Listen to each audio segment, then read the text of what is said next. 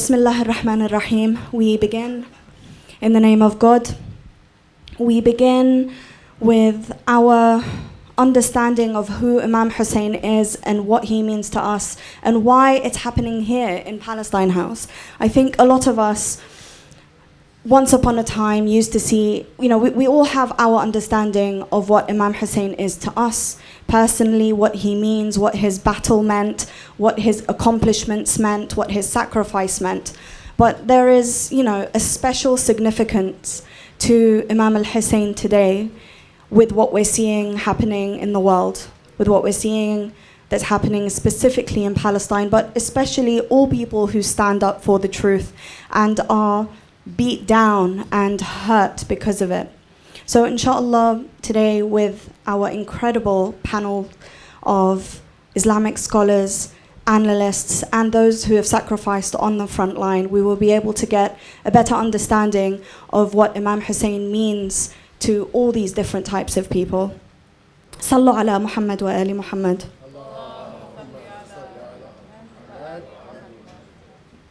So the first question that we would like to start with, inshallah, will be aimed at our esteemed scholars, who I'll introduce now. The question is, who is Imam Hussain? Who is Hussain ibn Ali? Especially now when everybody is asking, who are the Shia? Why is it that is the Shia that are standing up against, the tyrants of our day? Who is he? What does his message mean? And I'd like to direct this to, first of all, Shaykh Ahmed Haneef, who is a Caribbean-Canadian alim based in the UK. And anyone who's met him, and I've had the pleasure of meeting him several times, would let you know that he has been an active member of his community, whether that was in Trinidad or here in the UK or in Canada, and I'm sure also in Qom, where he studied. He converted to Islam in the 80s and studied in the 90s to become a scholar. And he is one of a rare breed of scholars who actually talks about the Yazid of our time. He actually says the name of our killers. He talks about Palestine unapologetically. And for that, as with many people who have walked that path, has sadly suffered as a result with doxing and with other malicious campaigns against him. So please, if I can ask you to start, Shaykh Haneef. Assalamu alaikum wa rahmatullahi wa barakatuh, everybody. As close to your mouth as possible. Yeah. Especially to my sisters and brothers who are here with us, who are in our book club. Welcome. How long do I speak for? 8 minutes? As close to your mouth as possible. As close to my mouth as possible. Okay, yeah, all right. I think most of us here probably know about Imam Hussain. I don't want to take words out of the other people's mouths that come after me. But to be brief, Imam Hussain alayhi salam is one of the two youths, him and Imam Hassan alayhi salam, who are the chiefs of the youth of paradise. He is the direct descendant of the Holy Prophet Muhammad sallallahu alayhi wa alayhi. Allahumma salli ala Muhammadin wa ali Muhammad. And him and all of the direct descendants of the Prophet at that time were almost all victims of a genocide, all victims of an attempt to eradicate the prophetic lineage. This is what it was all about. And it happened in such a short time, less than about 60 years after the mission of the Holy Prophet, sallallahu alaihi wasallam. So you're talking about people who in their generations had seen the Prophet sallallahu alaihi wasallam and had a glimpse of the ideal of Islam.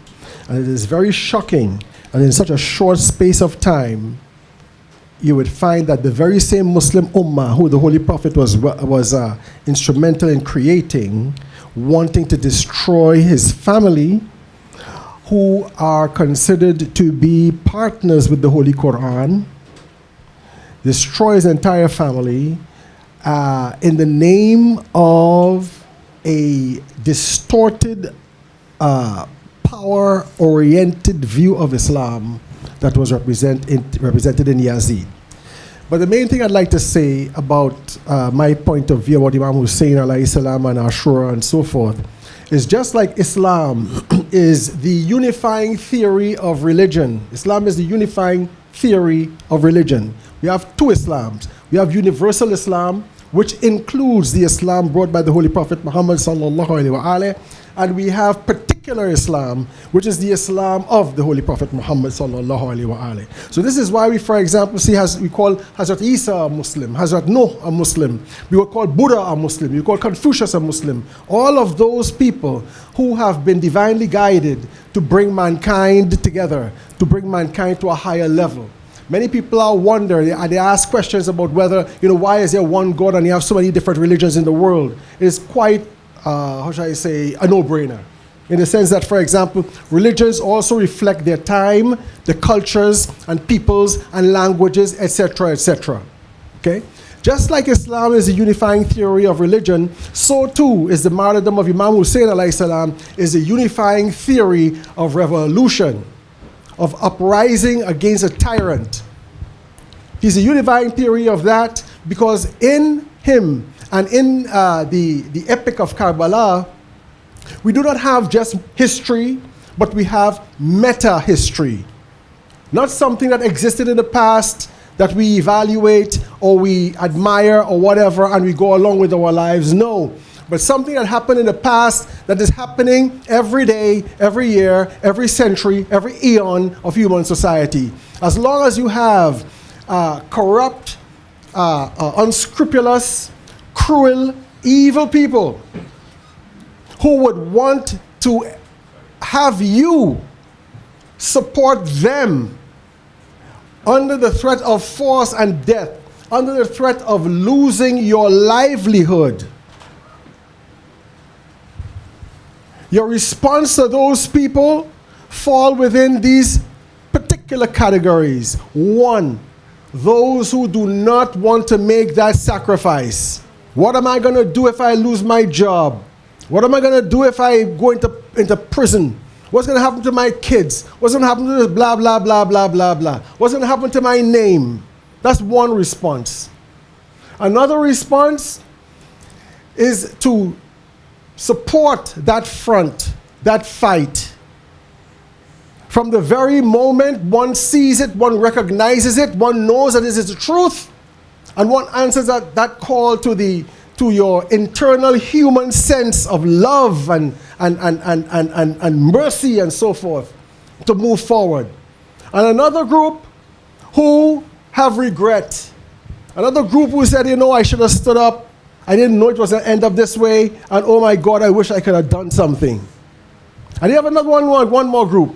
The group that are the ones who perpetuate the violence, the group that have a stake in the violence. So it is meta-history because we see this happening in all unjust societies.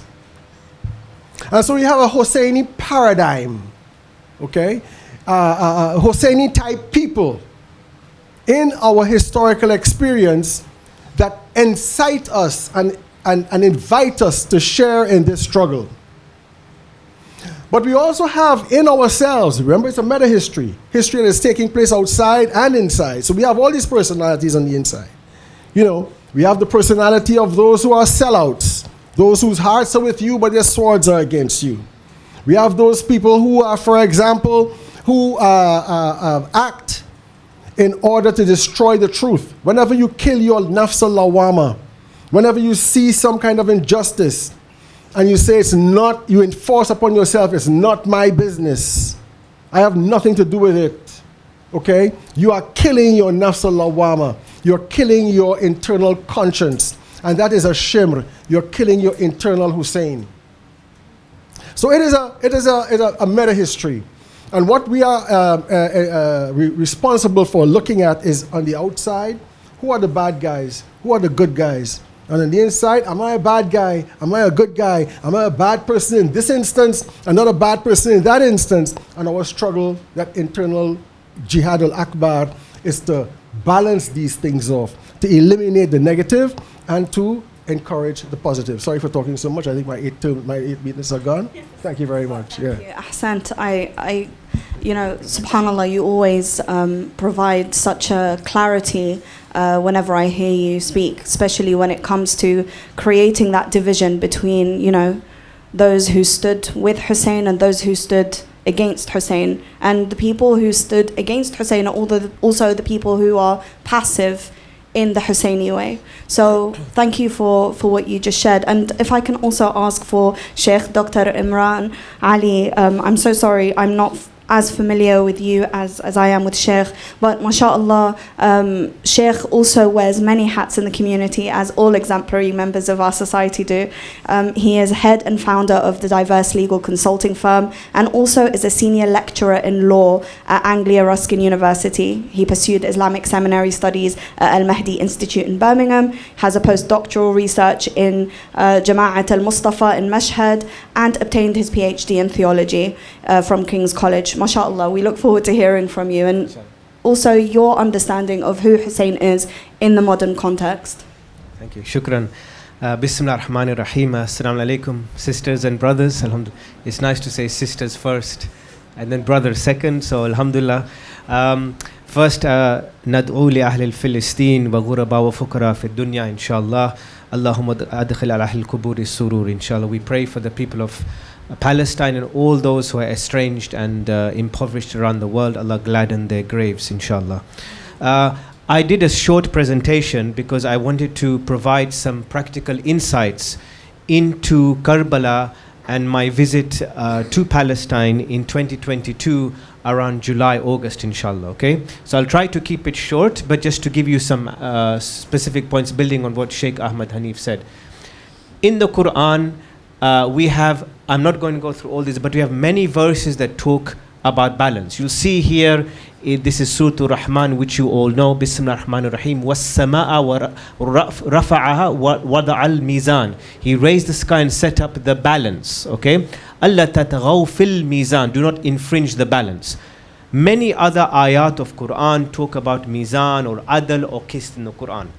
So I begin with this point that if anybody upsets the balance of creation, taking land, as we see here, and Sister Sukaina will speak, imprisoning dear Sister Fatema, Zainab, or others who are standing up for causes, worthy causes. What happens? You have an imbalance in the creation where people will react, people will protest, people will complain. Okay? This, even if you read Shahid Baqir Sadr's works, he makes a very beautiful point by saying that when Musa alayhi salam was oppressed by Fir'aun, it wasn't as if Musa alayhi salam was content and happy. He also went through suffering. Take Al-Hussein alayhi salam, he did something right by standing up to Yazid, but he also underwent suffering. So building on what Shaykh Ahmed said, that if we are to resist, we also have to undergo suffering. I'm just making this first point. I cannot compare myself to this dear sister, Sister Fatema, or my fellow Palestinian brothers, sisters, or others. But what I can say is that within my line of work, when I have refused to toe the line, I have lost opportunities. I can say that to you, 100%, okay? So that's one point I want to mention. I'll skip this. Now, point number 2 I want to mention is myself or Shaykh or others, you know, we give lectures, or you have attended the 10 days of Muharram. One of the things I have found, and you can agree, disagree with me, is when a Maulana or a Shaykh or an Alim does the maqtal, okay? Any maqtal, and this is an example of a maqtal, all right? This is from Uyun Akhbar Rida, volume 1, page 560. Can we just explain what a maqtal is? Yes, a maqtal or gambayan or masaib, the maqtal is the place of death, where the Alim or Shaykh narrates the martyrdom of a particular shaheed. Okay? So you see here, for example, you see this very famous maqtal where Ibn Shabib, for example, is asking Imam Ali ibn Masrur alayhi salam about what to weep for and what is the thing that should weep for. And then you find, sorry, I'll go back. Yes. In the first bit you see that Karbala took place in a sacred month in which there was to be no fighting. Correspond that or connect that to international law. In international law, a person or place, they cannot be displaced. There are days and months which are respected in the year. I don't know, Women's Rights Day, all right? International Genocide Day, whatever it is. Currently, and I just came from Cambridge because we had a conference on justice, is that those things, those international norms are not respected anymore. So there's a huge crisis at the moment where the law is respected.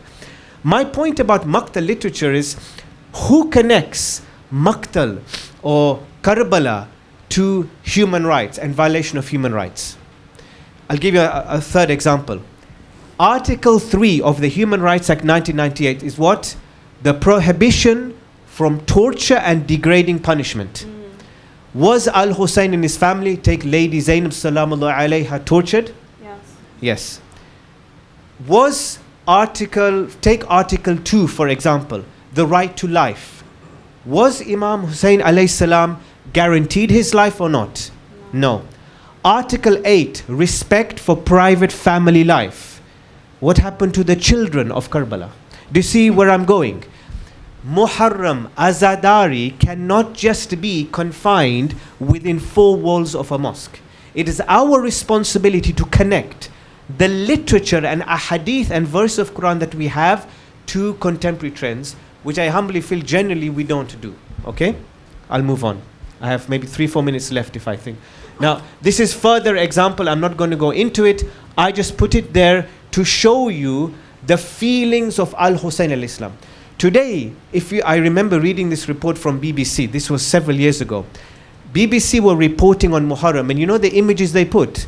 They put Zanjir, Matam from Iraq, from Pakistan, from Syria, and other places. Zanjir Matam is the self-flagellation with chains. So it's usually very graphic and sometimes results in bloodletting. Now, that discussion aside, and you can say that what is the connection between that and whether this is justified in Quran and Hadith. But the point is, the BBC article only briefly put things that, okay, on Ashura, on the 10th day, the great grandson of Imam Hussain was martyred. The image of, sorry, I hope you can still hear me, I'm trying to also speak. The image that non-Muslims have of Imam al-Hussain al-Islam is that he is a grandson of the Prophet. He was martyred, as they said, between a Shia and Sunni schism. I still remember those words. What has all of this got to do with Shia and Sunni schism? That wasn't specifically there during that time. Okay? We are talking about morality and immorality. And the feelings of Imam al-Hussain alayhi salam connect with the feelings of fathers, mothers and children in Palestine or in Africa, in around the world. That's another thing perhaps that we don't connect. Now, I'm not going to go into the law. I'm not going to bore you. I've put definition of apartheid. Don't worry. I just want to share with you some pictures, okay? I have maybe 3 minutes left. Is that right? Okay. Now, those, mashallah, my Palestinian brothers and sisters can say much more than me. I just want to share with you pictures that I had to take very secretly on my phone when Israeli soldiers were hanging about in Masjid al-Aqsa and around the place. All right? You see the first one, which is the apartheid wall. It is in the shape of a snake or a twirl. All right? Why? Because, as the tour guide said, and as we also witnessed, the wall protects the water supply and key sources of sanitation. It's not just a straight wall. It's strategic. Why? Because you see on the, let me move forward. I'll move forward if I can. Hopefully I see it. Okay. On the right, this is in the West Bank in East Jerusalem, okay? On the right is an Israeli flat. Very nice, yes? Comparable to flats in London. They get water pumped 24/7, okay? On the left is a refugee camp in East Jerusalem, okay? And you see that, look how bad it is. We were driving and I managed to get a picture, okay? And you see at the top water tanks. Water is only pumped twice a day. Now this was in 2022 before the genocide, all right? Last 2 slides and then I'll end. There's too much I can say. This is an abandoned UNRWA site in Aida. It's abandoned. Okay, I passed there, nothing is happening there. So imagine now what the state is. I'm just trying to give you that eyewitness account, okay? This is, you probably have seen this on Etsy. I don't know if you've seen this. Okay, the Miftahul Aida, the key of return. Yes. So in Etsy, Palestinians sell this. So we visited there, and they obviously make this out of the gas shells and gas bombs. This is how obviously people are surviving there. And to commemorate, and I'll end on this slide, we can maybe do others afterwards, for the families to commemorate their martyrs, on the wall they put the posters. Now each poster has a story, and I'll end on this story, okay?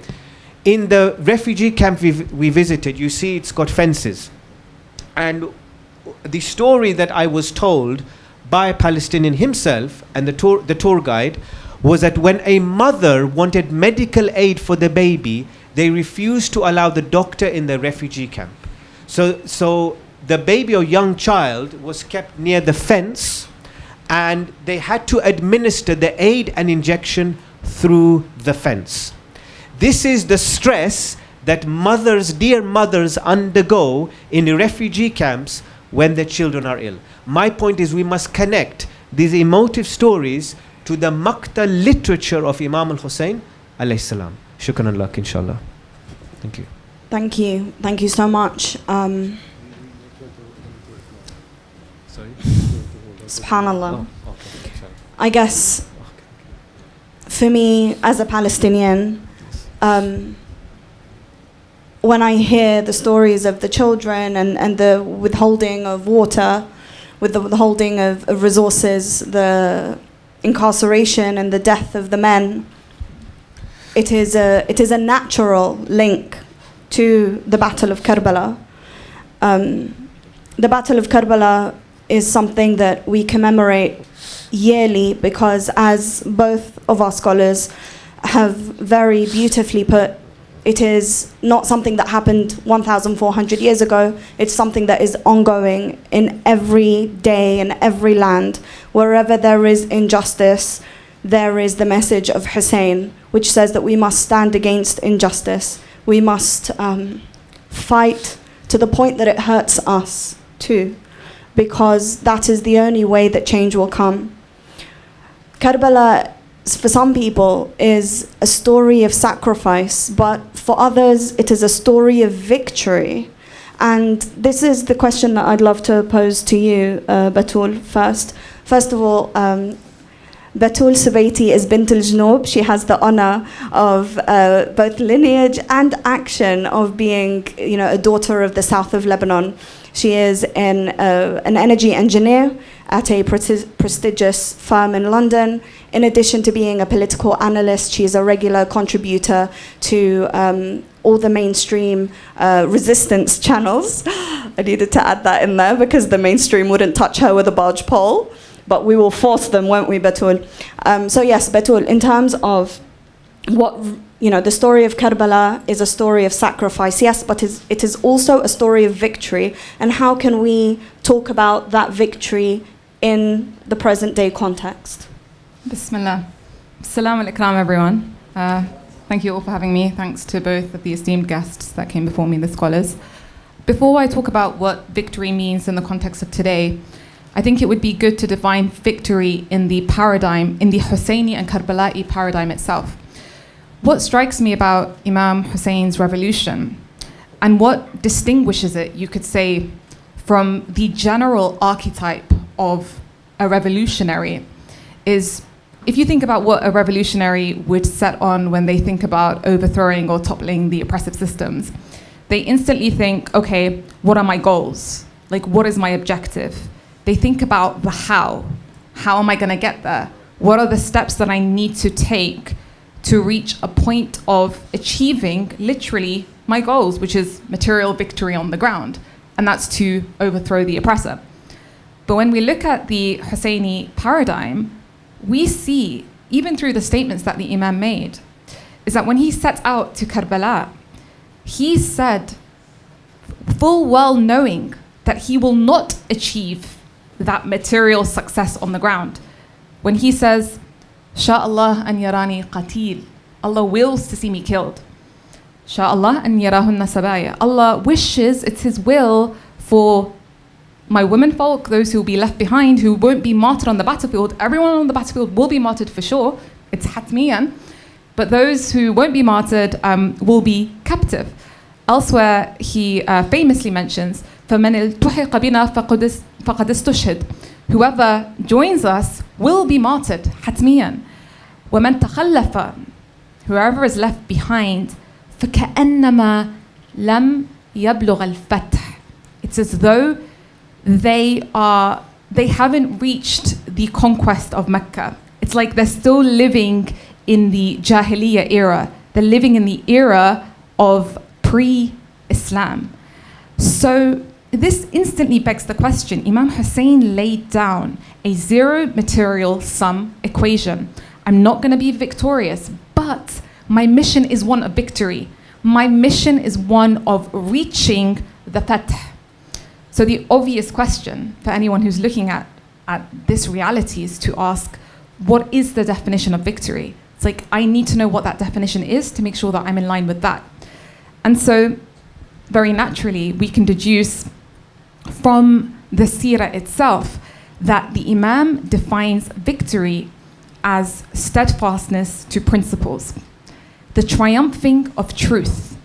So it wasn't a material victory, but it was the continuation of the conquest of Mecca in the sense that we're talking about the conquest of morality.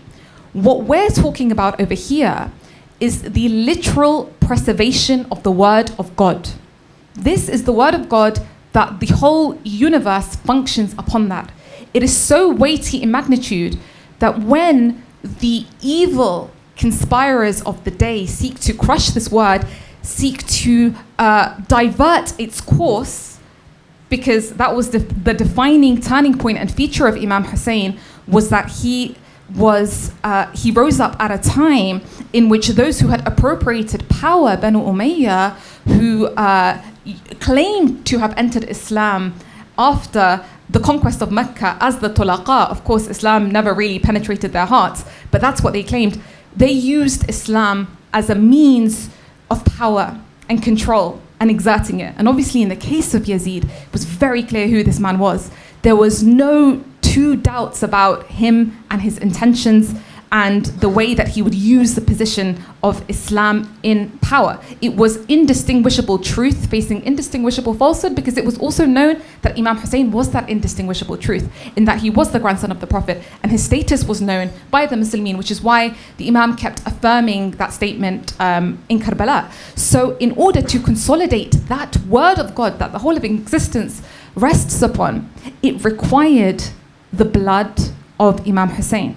This word of God came through Prophet Muhammad sallallahu alaihi wasallam.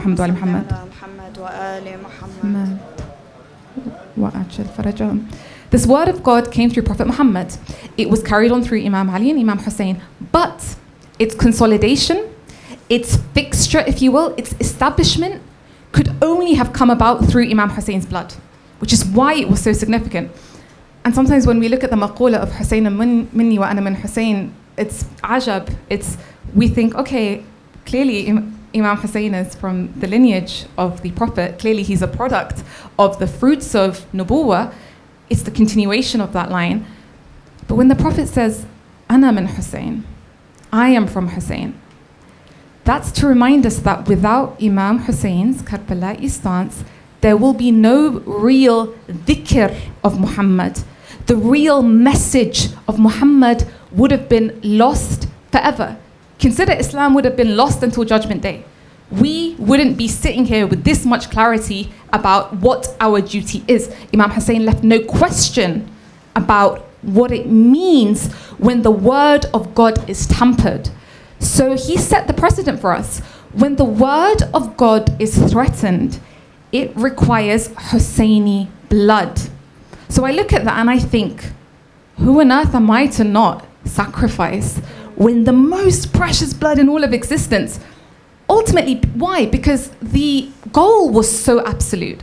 The goal is the preservation of the word of God.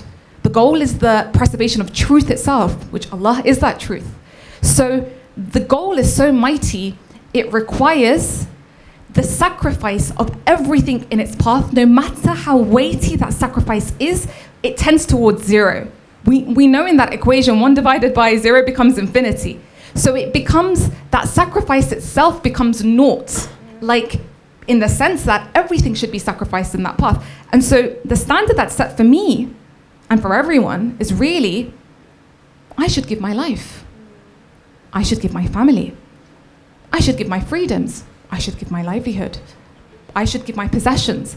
These all become no-brainers when you put it within the Hussaini paradigm. So really, the struggle of Imam Hussain, what it did is it eternalized and it immortalized the revolution and the struggle between good and evil. So I come here to the question of victory and what victory means. Again, within the Hussaini paradigm, I'm being taught that I should focus on my purpose and not on the result. My purpose is my duty. The result is victory. And the Quran describes victory as إحدى الحسنيين. إحدى الحسنيين, either one of the two good things, could be that nasr on the ground, or it could be shahada, and that shahada is martyrdom. So that victory should be irrespective of the power that I hold. It's irrespective of the results on the ground.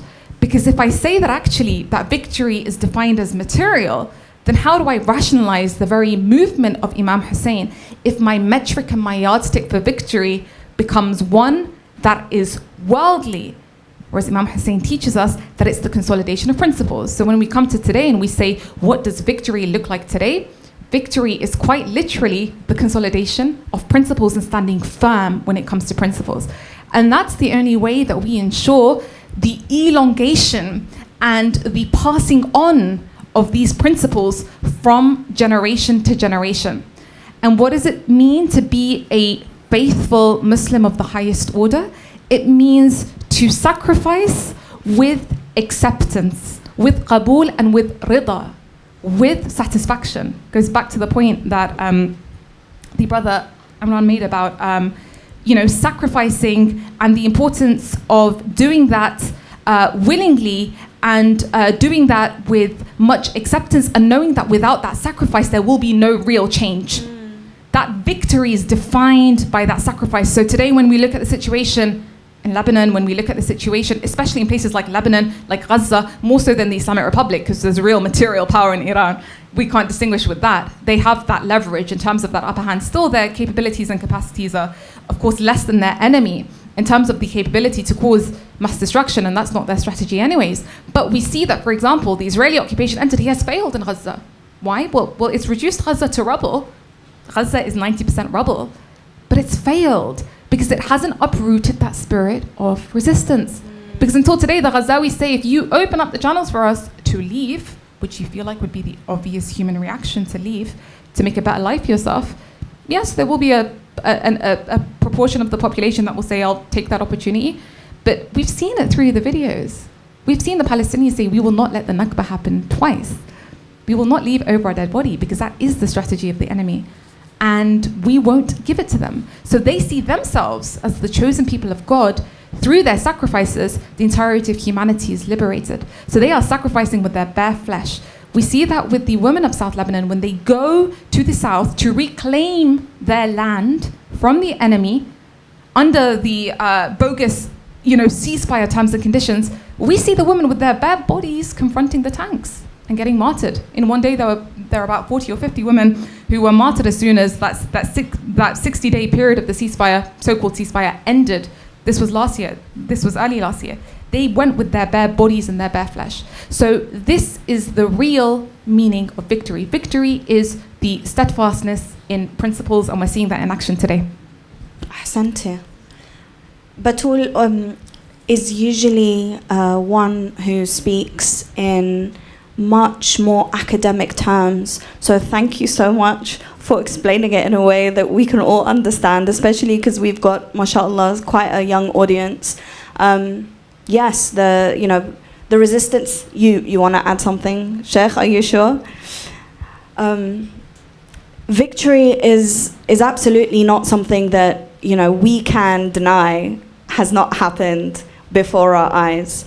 it's something that we've all seen, it's something that we've all witnessed, and yes, it has taken the blood of the pure, the blood of the children, the blood of the men and women of Gaza, of Lebanon, of Iran, of Yemen, but victory exists today because we can all raise our heads up high and we can say the resistance is still there, despite all of the massacres, despite all of the horrors that I'm sure have bedbound some of us, horrors that have really traumatized us, and we're just third-party observers in the comforts of our own home. And the fact that these incredible heroines and heroes of our society, of our world, remain with their principles and remain with the Husseini spirit, I couldn't have said it better. Thank you so much, Batool.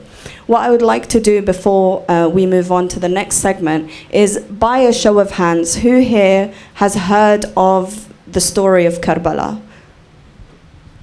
Okay, let me do it the other way. Who here has never heard of the story of Karbala? Okay, lovely. So we don't need to, patronize you and talk you through what that means. You guys have all heard of it. How many of you, again, by a show of hands, believe that another Karbala is upon us? That we are seeing a Karbala today? Okay, so that's, again, the vast majority. There are people among us who, do not associate what we're seeing in today's world with Karbala. And I would invite you guys to think about why that is and ask us the questions at the end of the segment with the question and answer, because we really do want to put forward this argument. If we are going to be true Hussainis, if we are going to be people who follow in the way of Rasulullah sallallahu alaihi wa alihi wasallam, then we need to make sure that we are upholding these principles in every day, in every land, in every situation. Before we continue, I would really love to invite our poet, our revolutionary poet, Sister Fatema Valji. So I've known her for quite some time. I've only just recently realized that she teaches Quran Tawjeed. So sisters, if anyone here is looking to brush up, please do get in contact with her. In addition to a poetry course that is, from what I've heard, an incredible asset to any budding writers. Please can we welcome her with a loud salawat. Allah salli ala Muhammad wa ali Muhammad.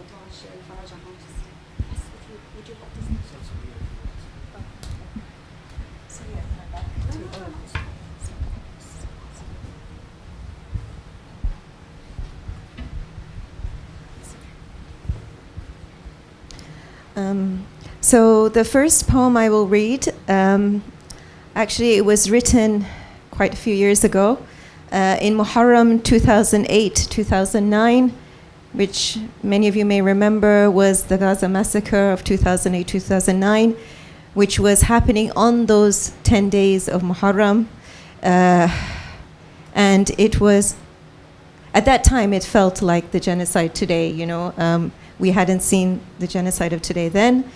And there were a lot of questions in my mind, a lot of a questioning of myself, and what does it even mean to be a Shia at this time? What does it even mean to be commemorating Muharram? And I return to this poem yearly, or very often. And to be honest, it is more raw and more real and more painful, and the questions persist. The poem is called Muharram in Gaza.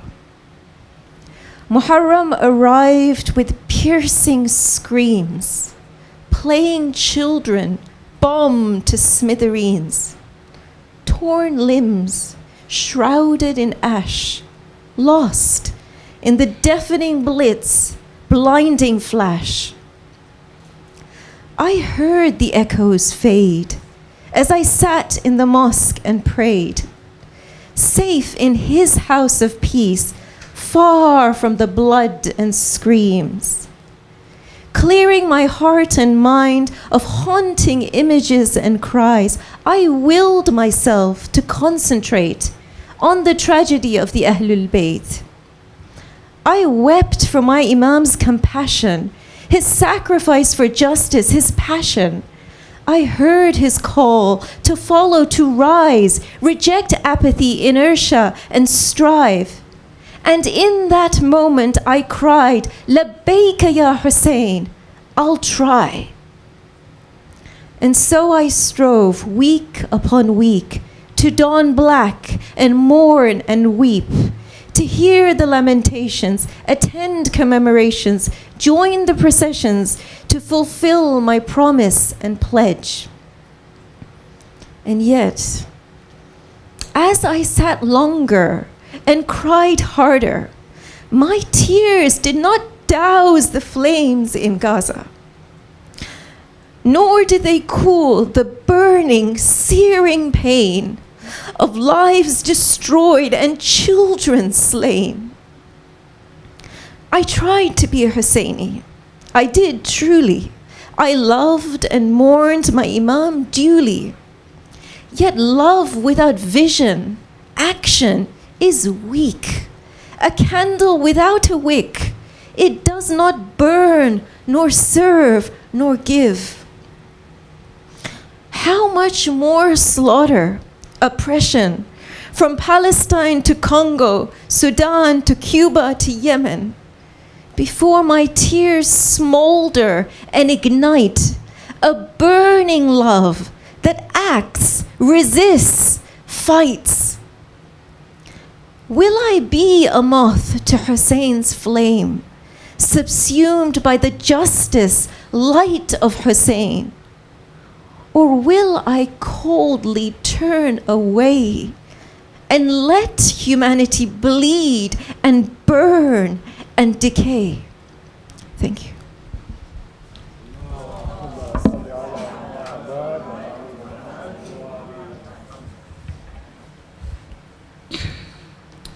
Everyone on this panel, and I'm sure the vast majority of you sitting in the audience, have lost something, have sacrificed something when it comes to the path of justice, when it comes to Husseini's message, when it comes to upholding your principles, upholding the good and forbidding the evil. But I can't say that many of us have lost as much as Sister Sukaina Rajwani in upholding the true message of Imam Hussain alayhi salam. For anyone who isn't already aware of Sister Sukaina's plight and the plight of Fatema Zainab, you only have to look towards the information available about the Filton 24. Fatema Zainab, who is Sister Sukaina's daughter, is the youngest of the Filton 4. They were Palestine Action activists who were involved in direct action causing £1 million in damage and closure of an Elbit Systems arms factory in Filton near Bristol. Now, Sukaina has been advocating tirelessly for her daughter's release, for her daughter's campaign, since she was unjustly imprisoned in August 2024. She was held in remand for 18 months. They didn't even charge her. They charged her, but they didn't give her access to a fair trial, which is something that the British seem to think, that they are masters of modern day justice, and they are bastions of world order. They could not do that for Fatema Zainab and the other 24 who they held in remand.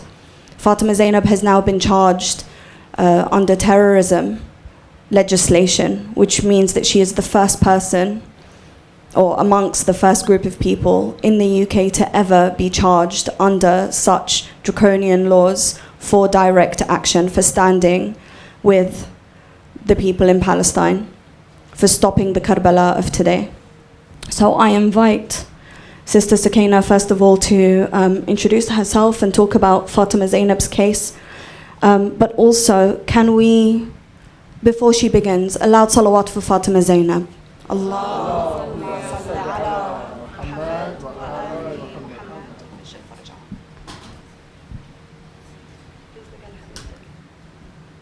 Bismillahir Rahmanir Rahim.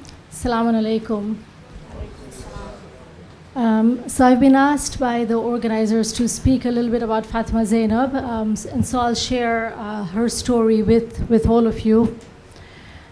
It was the Muharram of 2024. We were 9 months into the genocide of Gaza. As the live-streamed genocide unfolded before my eyes on my phone screen, and I witnessed indiscriminate slaughter and massacres of innocent lives, I prayed, and I'm sure as we all did, I prayed to Allah subhanahu wa ta'ala, I prayed to Him for the relief of the people of Palestine, for their ease and for their liberation. Fatima Zainab later told me that she prayed too, though her dua was different. She prayed to Allah subhanahu wa ta'ala for Him to inspire her to help the people of Gaza with her hands. She prayed to be able to make a tangible difference in the world. That Muharram, as we participated in the adha of Imam Hussain alayhi salam, and we went to majalis after majalis, the question that was uppermost in Fatima Zainab's mind that I could not answer was that we commemorate Imam Hussain alayhi salam's stance during Imam Hussain alayhi salam's stance against injustice. But why, during a live-streamed genocide on our doorsteps, are we not activating this grief?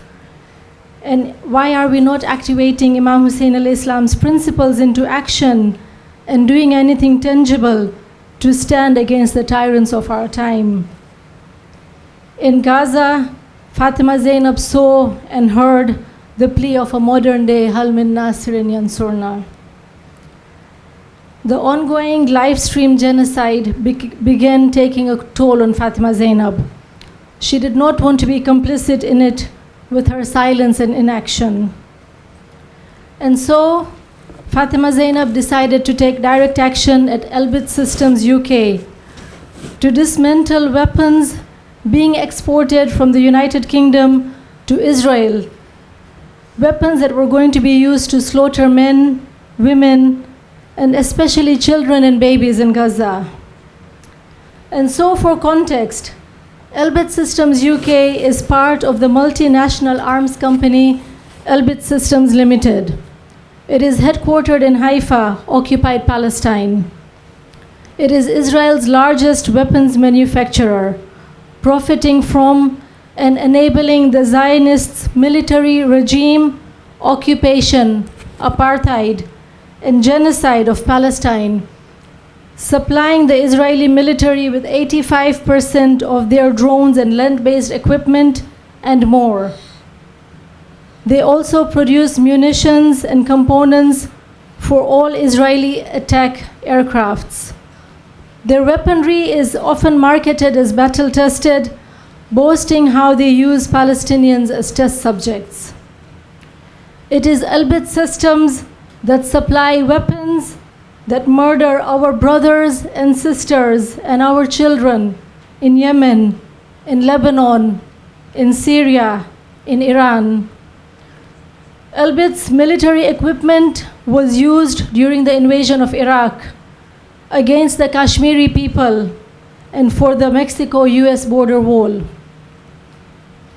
During her action, Fatima Zainab, along with 5 other activists, destroyed a shipment that was ready to be shipped to Israel, a shipment of killer quadcopter drones, 40 to be precise. Again, for context, quadcopters are used for bombings, but they're also known as sniper drones, which are lowered after bombings to annihilate remaining survivors by detecting living pulses in people. Israel also uses quadcopters to distribute evacuation orders, as well as fly into Palestinian homes through doors or windows in order to take surveillance footage or shoot to kill. At the action, Fatima Zainab was arrested on site. That year, in Muharram of 2024, Fatima Zainab and I had pledged to go for the Arba'in of Imam Hussain alayhi salam. We had bought our tickets, we had made our bookings, and we had planned our walk from Najaf to Karbala. Fatima Zainab was arrested on 6th of August 2024. This was 1 week before we were supposed to travel. I was not allowed any communications with Fatima Zainab for a few weeks into her arrest. And so I cancelled our trip. A few weeks later, I received a letter from Fatima Zainab from prison saying that she hoped I went for the ziyarah of Arba'in and that her being locked up did not stop me from going. I will not go into details of Fatima Zainab's imprisonment or her 2 grueling trials, as this is not the space for it. For those of you that are aware of Fatima Zainab's case will know that she has been locked up away as a terrorist in a high security prison, as a high risk prisoner with a 5-year, 8-month sentence. We are in the process of appealing this.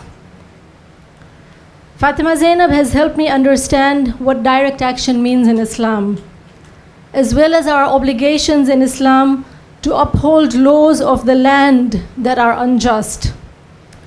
We learn lessons from the lives of our prophets and imams, peace be upon them all. I wondered if the destroying of idols by Prophet Ibrahim alayhi salam could be categorized as direct action, and if in present day we would find him guilty of criminal damage for destroying these idols. And also, God forbid, would we then find him guilty of terrorism?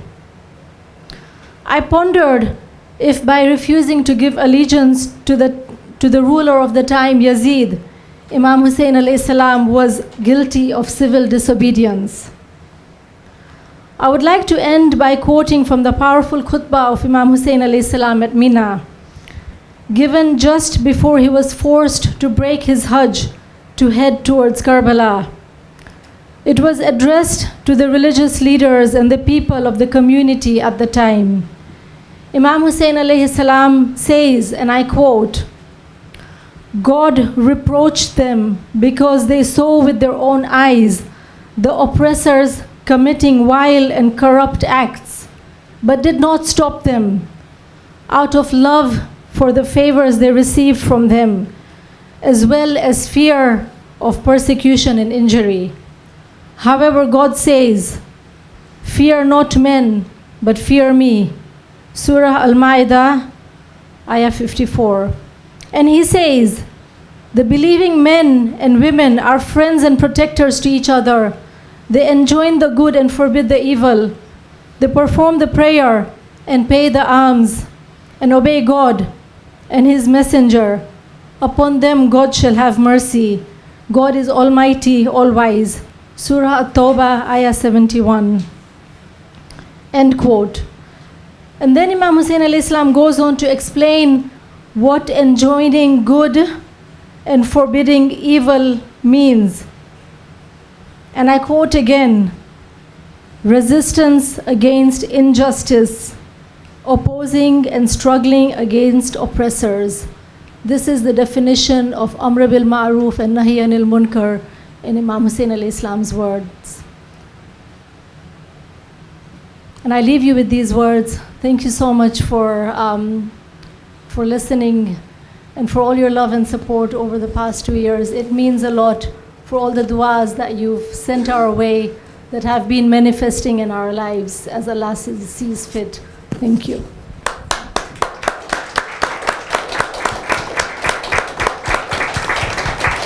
Another loud salawat ala Muhammad wa ali Muhammad.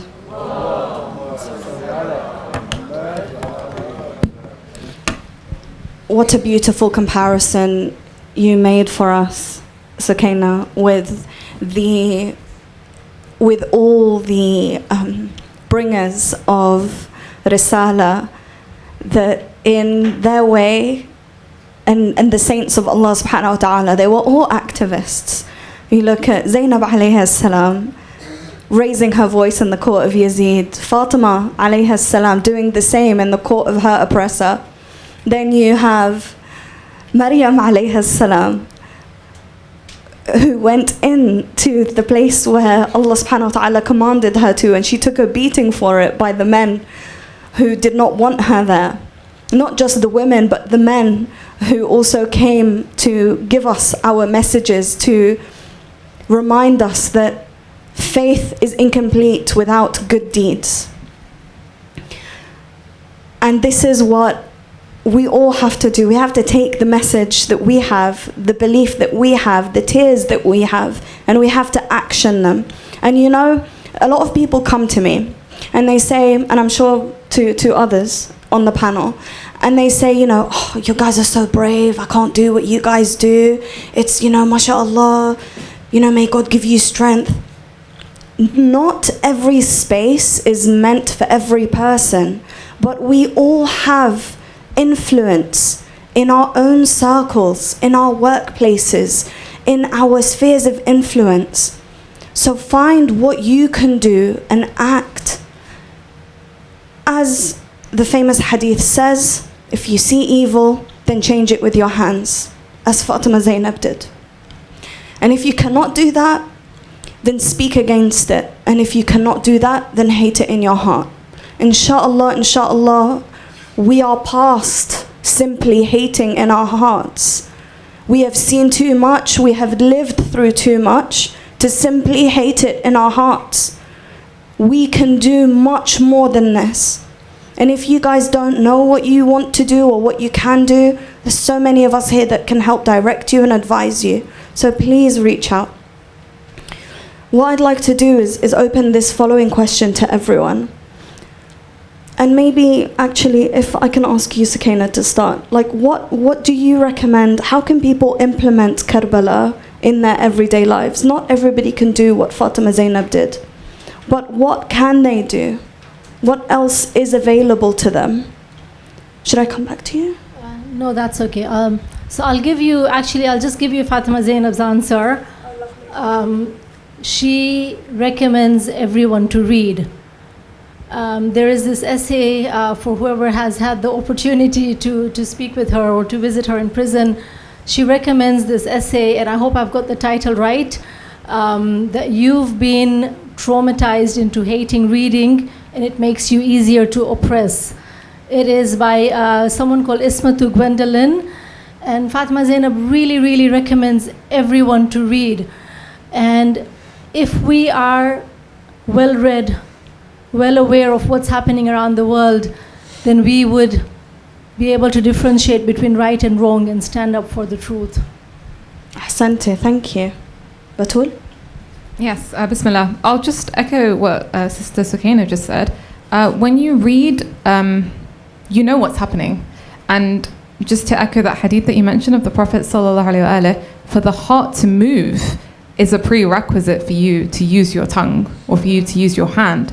So, I mean, when you look at the statements of Netanyahu going crazy about the war fronts, he says the most important war front is the media war front. We're fighting 8 war fronts, but the one that we haven't conquered and that we need to conquer, and the most essential one, is the war front of the media, which is why we need to acquire TikTok. We need to basically purchase it off and reclaim the narrative, because really, when you look at the crux of why coups and color revolutions are ever successful, it's because the people give in, the people are brainwashed. Wherever there is brainwashing, that is when the plots of the empire succeed. The Islamic Republic of Iran is standing today is because it's got an active, energetic, and wise nation that can see through the enemy and doesn't give them ammunition, or at least the enemy is so stupid that it resorts to means of employing mass destruction that makes people see the black and white nature of the evil that's going on. So we shouldn't underestimate the importance of knowledge and imparting it. And by the way, like, that would also get you in trouble. Like, you have the precedent of people who spoke the word of truth and were martyred, you know, across the world. A lot of Palestinians endure this. You know, we recently commemorated the martyrdom of Shaykh Nizar al-Bannat, who was martyred in the West Bank at the hands of the Palestinian Authority for speaking the word of truth about the resistance and waking the Palestinians up about the true nature of the enemy. and distinguishing its reality. Shaheed Sayyid Ali Khamenei calls this kind of struggle the struggle of tabyeen and the struggle of the clarification of truth. And he says, really, the struggle in the way of God is one in which you are striving against an opposing force. So the nature of your struggle has to be one that brings them some kind of discontentment. So when we talk about the question of taklif and what is my duty, it's about recognizing that that taklif exists on many different stratas and levels. We are all busy and we all have our own circumstances, and no two circumstances are the same. If we have a family, we have a duty on the level of tarbiyah, for example, as parents, and raising children up to be unapologetic, to not be scared, to not feel like you can't discuss certain things at home because if they go out in society, they might say X and Y, they might get themselves in trouble and that might get the authorities on you, etc., etc. Where it's like, no, like train them to be strong, to be hard, even if they come in confrontation with those forces. That's what will strengthen their soul and make them understand the reality of the system and how it works. And that's why you see Palestinians are so strong, because they're trained from a young age to be strong, to go fight the enemy, to go hold a rock and that spirit is alive. And that's the scariest thing for the enemy, is the strong spirit. It's the strong-willed spirit. When you look at the Filton 24 and why they're so threatened with it, it's like, how are people not scared of getting arrested? Like, that's what the authorities are thinking. If they go down the route of prescription, it's literally because they want to cause fear-mongering. So the most important element is not being scared, is not being afraid, and this is where religiosity is so important, and this is where taqwa and tawakkul and all the religious teachings exist to empower the human being to say La ilaha illallah, which means fear none other than God, as Sister Sukaina was mentioning in the khutbah of Imam Hussain, salamullahi alayhi. So it's understanding that that duty exists on the level of the household, then it exists on the level of the community.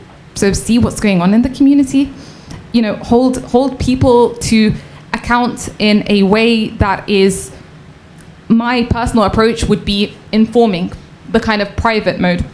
So going up to centres, speaking to scholars and helping them and granting them education that they might not be privy to. Because every person, again, has their own circumstances and their own level of busyness. Don't expect all scholars to be aware of the ins and outs of the situation. I mean, there's a minimum level that everyone should have, but that education and awareness raising is important. And then think about your responsibility on the level of your countrymen, being aware of the issues of the society of the day. Just because I live in the UK, but I'm from Lebanon, it doesn't mean the issues of this country are not my own issues. And then think ultimately about the ummah and the responsibility that we have on an ummah level and caring about the issues and the affairs of the ummah. And then think about what you hold in humanity with every single human being. And that's all of you, all of us are ruled by a capitalist system. We all share that same enemy. So what are the main ingredients that are required for us? We kind of need to get a little bit out of our comfort zones. We need to talk to other people. We need to join organizations, institutions that might not make us very comfortable. When it comes to the importance of tabyeen, I mean, there's 101 ways to do tabyeen. Like, one of the most obvious ones I feel that we really lack as a community is like, why don't we go on radio stations and just speak the word of truth? Why don't we go onto social media actively and below mainstream media posts, I don't know, BBC, Channel 4, all these pages, write the narrative of truth. As soon as their news stories pop out, you'd be surprised how many thousands of people read that and could be influenced, for example, through the use of media. These are little small efforts that are almost like spray and pray strategies, but resistance is a very holistic way of life. It's about seeing the little pockets of opportunity that exists every single day, rather than having this grand idea and strategy of okay, I'll just stop it there. I know there was so much more that she had to say. Please, can I also ask this of our esteemed scholars? What can we all do in our everyday to uphold the story of Karbala and the Hussaini principles? Yeah. Just remember, Allah khalik. Yes.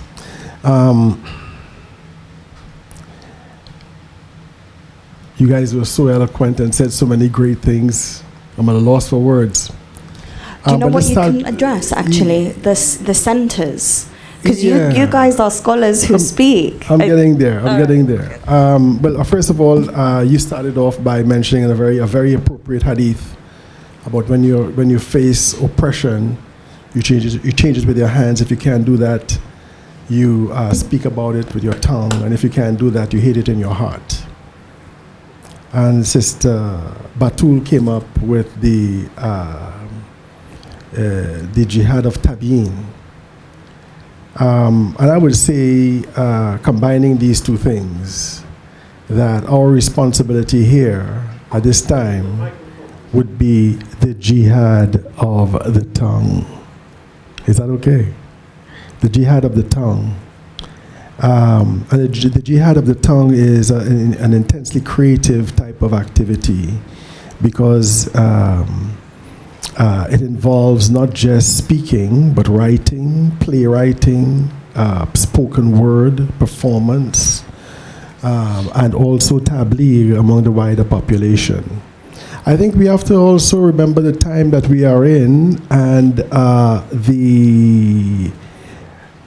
the power of the forces that are aligned against us. And what we are seeing today is an erosion of that power. Okay, what we are seeing today is their loss of legitimacy. And this is why they are resorting to such draconian and unquote-unquote democratic types of behavior in order to aggress on people who want to express and who have expressed their opposition in a peaceful way, you know, including direct action of different sorts, in a peaceful way, in order to shock people into making change or joining the bandwagon, which is what you have. I'd like to mention that you know, Noam Chomsky is not famous anymore because of the Epstein files, but he did make some very important statements. You know, some people were asking about the failure of the 99% movement. You remember that? Or the Occupy Wall Street movement? And he mentioned that what they lacked was institutional memory. And institutional memory meant being acquainted with the struggles that came before and the strategies implemented for success that you know, are being overlooked, you see, and so people are condemned to making the same mistake. I want to give you an example. I know one particular person who had done some vandalism in the name of the struggle, and they got caught. And it was a very good case in point where, for example, they did not take advantage of institutional memory when they had relatives, for example, of an older age who were involved in the struggle and didn't ask a question. You understand? You know, like, so they didn't even have a getaway car. They didn't even have a getaway car. And so they were caught quite easily and stuff like that, right?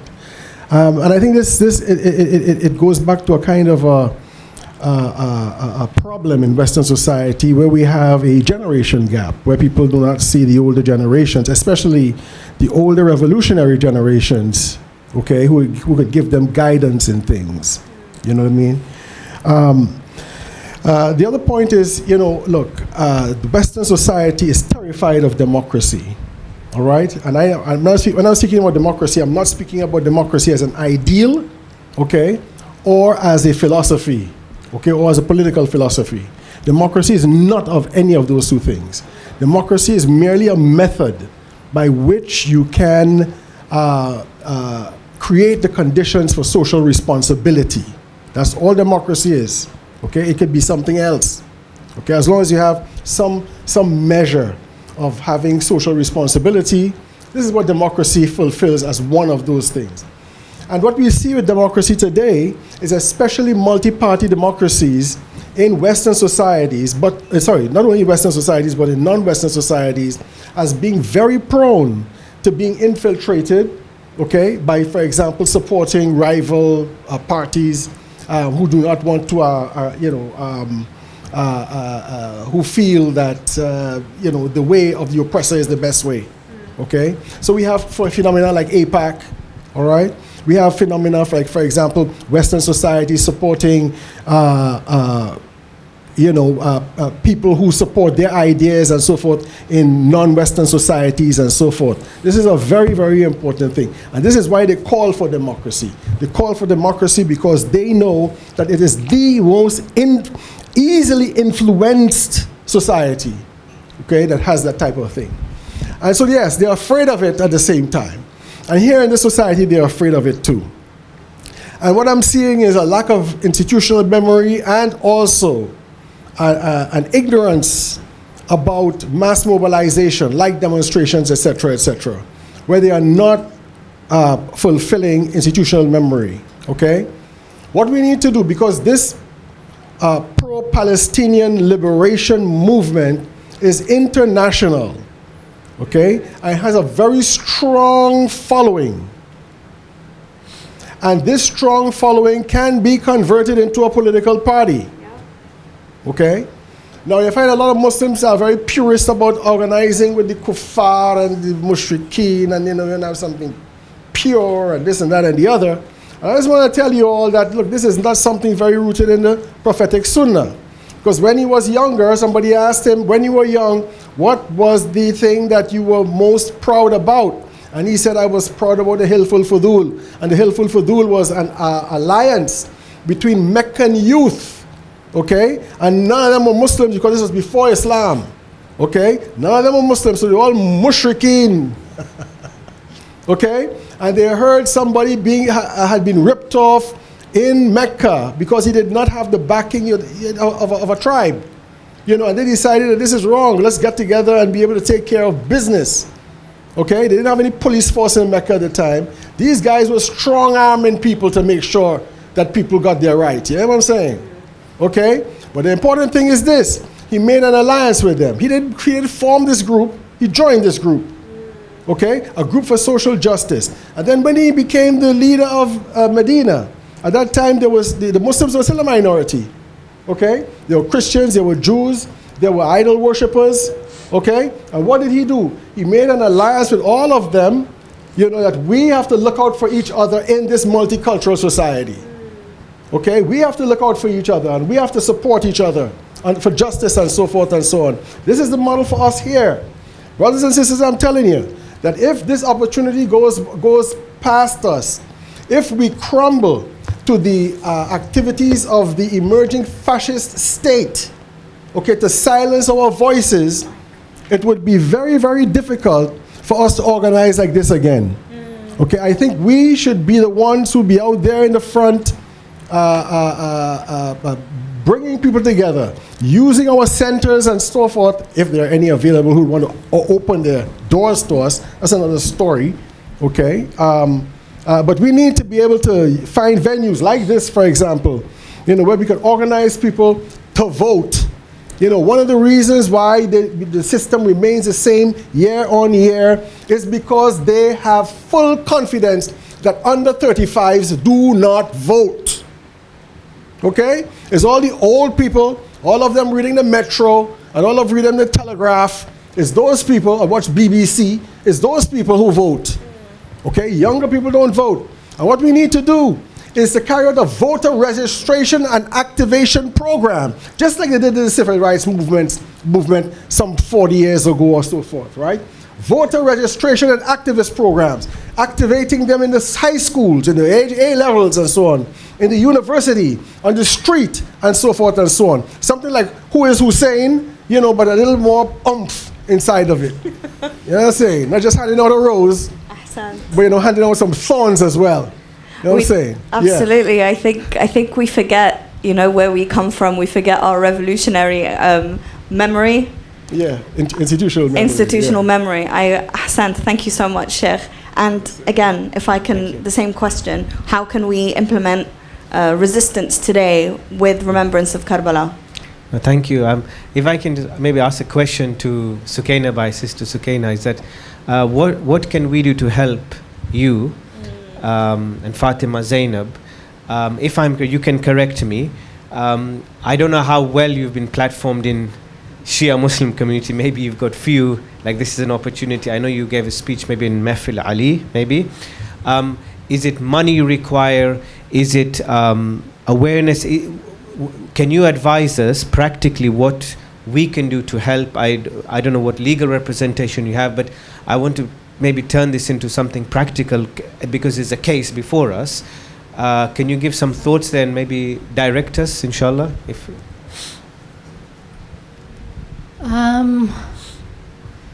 So right now, I would say that all the awareness that we can get is really important. When we had sentencing on the 12th of June, we had a massive mobilization outside Woolwich Crown Court. This was due to the efforts of everyone who raised awareness and brought like 1 million friends and asked their friends to bring their friends. So just going back to what Shaykh said, that the power lies in the hands of the people, but the sad reality is not that we're outnumbered, but we're out-organized. And if we could raise awareness, if everyone was able to use whatever platforms they have, whatever influence they have, and be able to raise the profile of this case, raise awareness, and even with the appeal going in, I did say that we're appealing the verdict in terms of the sentencing and so forth. Just having people that have big followings, influence, etc., speaking out, it makes a difference. It really does in terms of raising awareness and being able to, and even in terms of legally, I don't know if we have human rights organizations, other organizations who are able to intervene in the appeals case. I know there's a whole legal framework around that. When something goes to appeal, there's possibilities of organizations or human rights organizations being able to intervene and put down their foot as to what's happened is draconian, it's unjust, etc., etc. So just along those lines, if we're able to find support in those areas, that would be really helpful. But do you have access to legal aid? Or that's right. You yeah. do? Yeah. So that's fine. So you have the legal representation currently? That's right. And forgive me, do you have a website for yes. Fatema? So it's called filtonactionists.com. Yep. And we do have Instagram. So we're there on social media. Okay. So anyone who's who's not aware, it's the Filton 25. It's not 24 anymore. Oh. It's 25. So it's the Filton 25, and that's why the website, we didn't call it Filton 24. The numbers just keep on increasing. Yeah. Yes.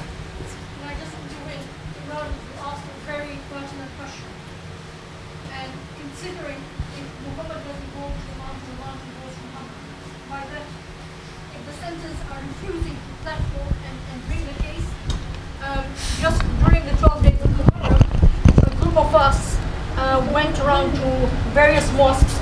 We were thrown out of one of the mosques because we stood within their premises. When we stood outside the premises, they even again had a problem with that. When we have gone to these mosques, 95%, quote me on the stats, didn't know about the case. There was one girl who Sukaina had taught her Quran, and she's now a grown woman, had no idea about the case. Within the center that we were thrown out, within the 10 minutes that we were there, many came to us and said, is this a girl of our community? How come we don't know about it? I said, not only it's a girl of our community, her mother was a chairlady of our community, right? So the silence and the complicity is deafening. With that regards, I would ask each one of us, we are continuing to do these stands, to join us outside these mosques, and that we will force the awareness on our community, and we will force our community to move in this case, because we can no longer now remain silent. Ahsante, thank you so much. Thank you. Yes, absolutely, please, round of applause. So what Sister Fatema was just referring to, for people who aren't aware, there was a group called Mobilization for Fatema Zainab, and it was literally just a ragtag team of under 5 people, and they spent their 10 nights, instead of attending the majalis, they went outside center by center, holding up these placards. They held up banners that spoke about Karbala and Gaza. They held up the IHRC Filton banner to raise awareness. First, they tried to go inside the center so that, surely the centers in our community would want to talk about this. Surely this is not only a member of their congregation, but this is someone who is upholding the Hussaini principles. They kicked them out. Then, when these brave men and women stood outside some of the other centers. Some of them were met with some harsh words. This is not a place for you. How dare you come here? You know, we have bled for Gaza. We do as much for Palestine as Fatema Zainab. This is not the place. Do not make the comparisons. And every day these brave people had the response. We're here for Fatema Zainab. We're here to talk about how she upheld the Husseini spirit. Do you know about her? And so many people had no idea who she was.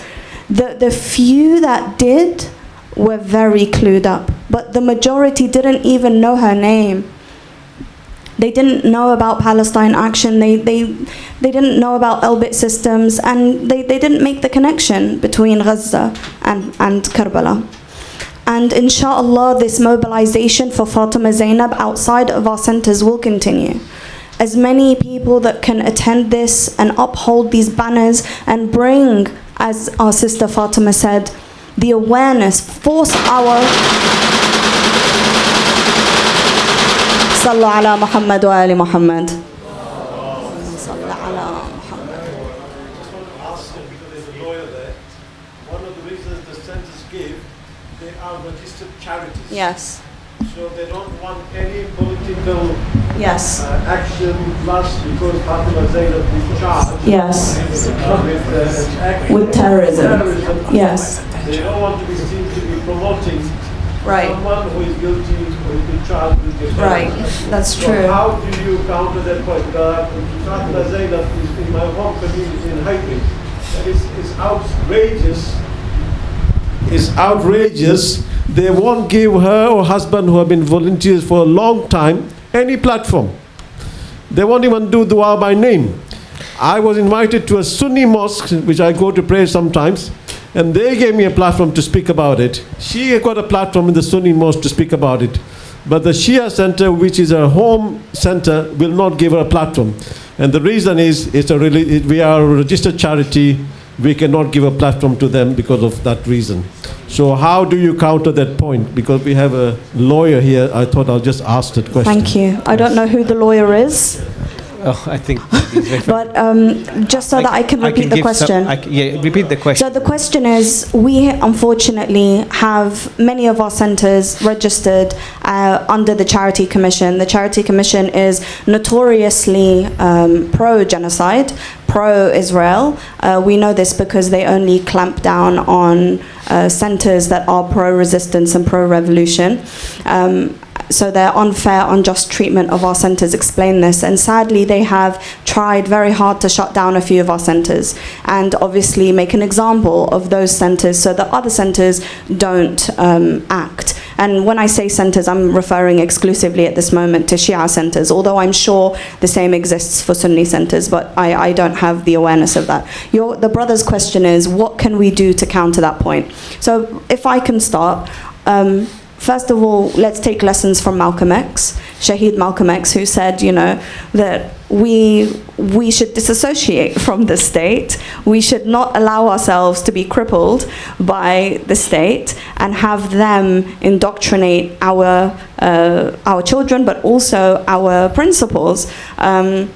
So we should disassociate from the Charity Commission. We should have these buildings operating as businesses and therefore in our own hands to do with what we want and direct the political narrative. However, sadly, as many times as these center officials or admins or caretakers are approached, the same response is said, which is, oh, you know, it's too difficult, it's so much money, how will we fare? You know, it's just best for our community that we have a space where we can recite Quran, we have a space that we can hold our majalis, and surely, you know, that is worthy of protecting. Gaza is in our hearts, Fatema Zainab is in our hearts. So, you know, inshallah, that's enough, and we inshallah will do more. Here, do you want a donation? Let's throw some money at it. We'll give you a donation, but we can't. Please forgive us. So that's usually the response that we've had. If you can elaborate further. Jazakallah to the uncle or brother who raised this. So I gave an interview on is it Press TV? I think this was a year ago, exactly on this issue. By grace of Allah, I still have some of the links in my email, so I was actually searching while you were speaking. I'm just going to read out a few sentences where this confusion occurs, okay? This is from the MP fact sheet entitled Charities, Politics and Campaigning. It is linked to the government website on charities and political campaigning. I'm just going to read a few lines to answer this dear brother's or uncle's question.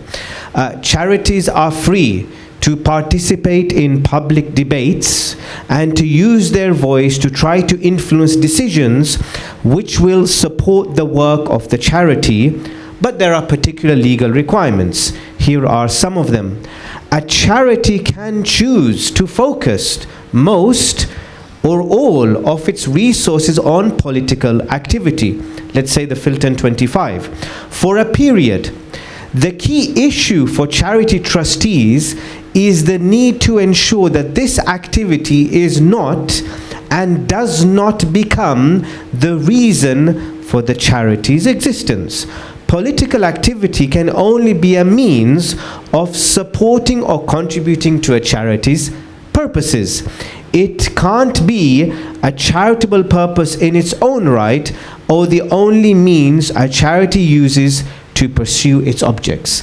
So the issue, and I've experienced this as well, is my humble reading of this is whether you talk about Shia centers, Sunni centers, although I would say our fellow Sunni brothers and sisters have been more active, to be honest, when it comes to Gaza and protests of the last year. There is a fear that by simply discussing anything political, they're losing the charity status. Actually, it simply requires being clever. It's being clever to say, oh, let's use Sister Fatima Zainab as an example. We are discussing Sister Fatima Zainab because in line with our charitable purposes, we are there to raise money for oppressed people wherever they are. Be a bit clever. Put it just like that, yes? Wherever they are, whether in the UK, whether internationally. We are to discuss politics because we're going to have a seminar on human rights. And now Sister Fatima Zainab is discussed. There's no problem having a seminar on human rights because it is part of a charitable purpose to think about human rights violations in Gaza or Sudan or Yemen. So we also have to be clever in the way we do it. My conclusion is, I think people don't want to enter that space. One, it requires more thinking, and there's also that fear by simply the mention of it, there is a knee-jerk reaction that we're going to lose the center. Although, what is the point of reciting Quran during majalis if it's not going to serve a practical purpose? But I can do more on this, but I'm giving a snippet that there are means by which political things can be discussed in charities. Inshallah, we can all benefit from that if you can make those resources available, maybe through Absok for Justice, so that inshallah anyone who wants to be more versed in this. Thank you. We have some questions. But of course, Shaykh, of course. Tfadal. Yeah.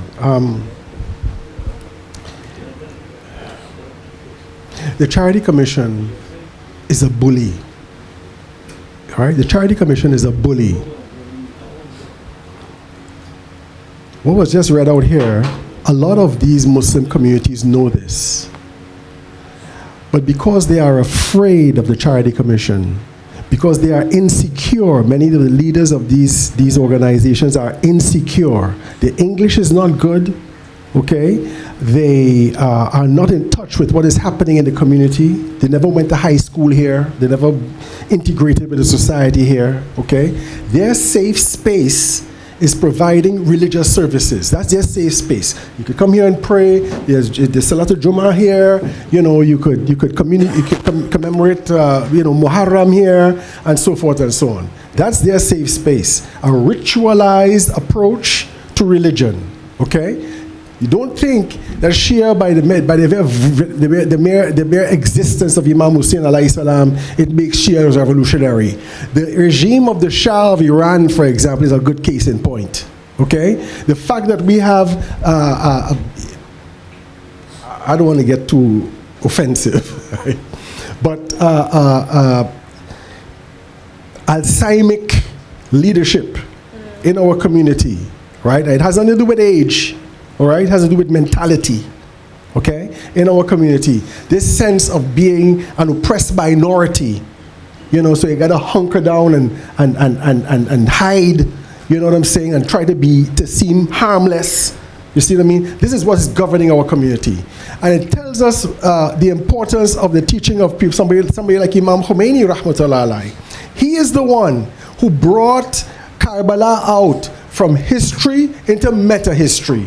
Okay? He is the one who started to say the Shah represents Yazid, others were saying the Imam represents Imam Hussain, and the entire population of Iran, okay, represented the followers of Imam Hussain. And you see the victory that caused. And you see the victory that is causing even now. All right? It is because of this revolutionary state. Many of these societies, many of these organizations who would want to oppose you and attack you and so forth when you come with these placards and try to propagate the truth, how they should stand up and stuff like that, are people who are just afraid because they are insecure. This comfort zone where you could beat the living daylights out of you all night and feel that you did your job for Imam Hussain, where you could make your body bleed, but you would not go on the battlefield, okay? You know, this type of thing we need to break.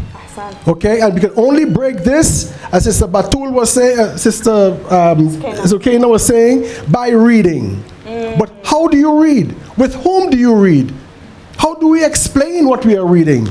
What do we want to achieve in reading? Just reading is not enough, okay? Reading with purpose is enough to know how we could use knowledge to be able to free ourselves. We must also learn, sorry, I'm going on, we must also learn by this new phrase, asymmetric warfare. Asymmetric warfare. We should learn about this. You know, on the tropical front, on the Afghani front, we call it guerrilla warfare. Okay, but asymmetric warfare.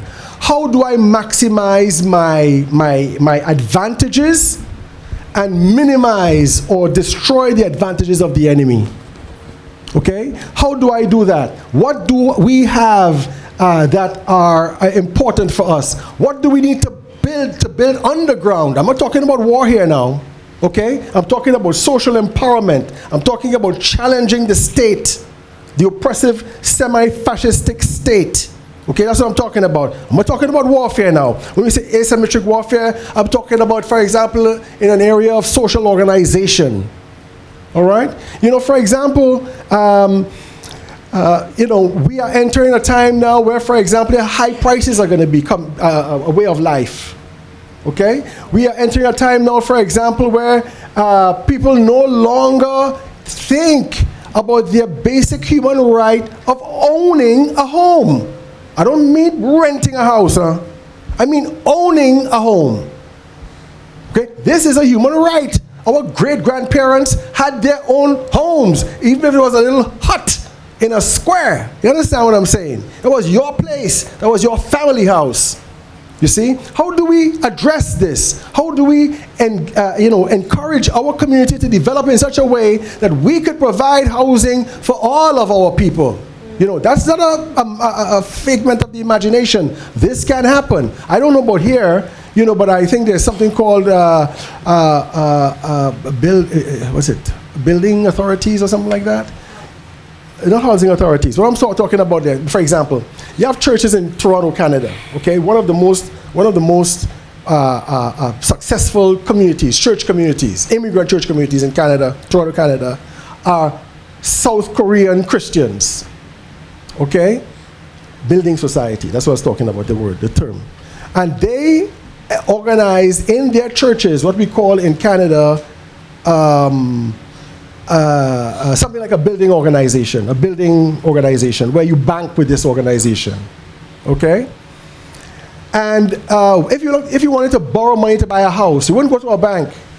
You'll go to your organization, your bank in your church. You see what I mean? You know, this is a way of empowering the society, okay? Now, I don't know the regulations about, what's it called again? Housing association. Housing association.